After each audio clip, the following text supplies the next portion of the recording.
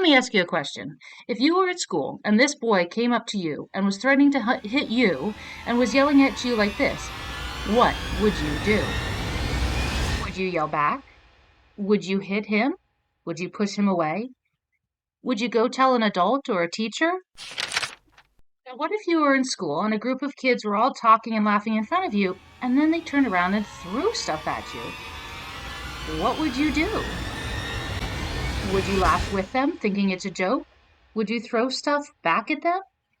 Would you ask a teacher to talk to them for you? Would you run out of the room crying? What would you do? What if mom and dad said no more candy and you wanted candy and there was a lot of candy sitting there?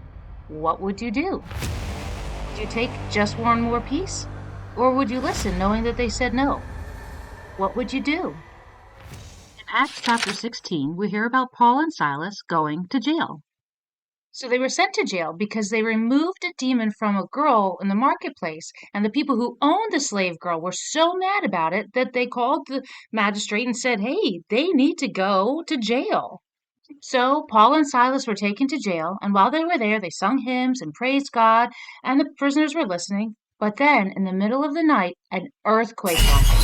This earthquake was so strong that it broke all the chains and freed all the prisoners. The guard woke up and was terrified because he thought all the prisoners must have escaped, and he was going to be in big trouble. But Paul said very loudly, do not harm yourself, for we are here still. And the guard turned on the lights, and he saw that all the prisoners were still there, even though the chains were broken.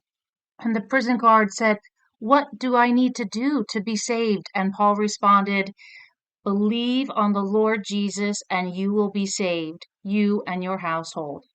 Earlier I gave you 3 scenarios, 2 where you were bullied a bit, and 1 where you were tempted a bit.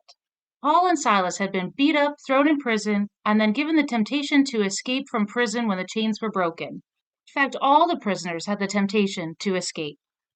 Making the right choice is not always easy. It can feel downright impossible sometimes.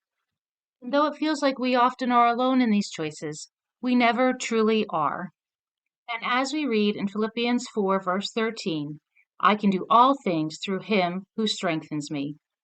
Have a great week, everybody.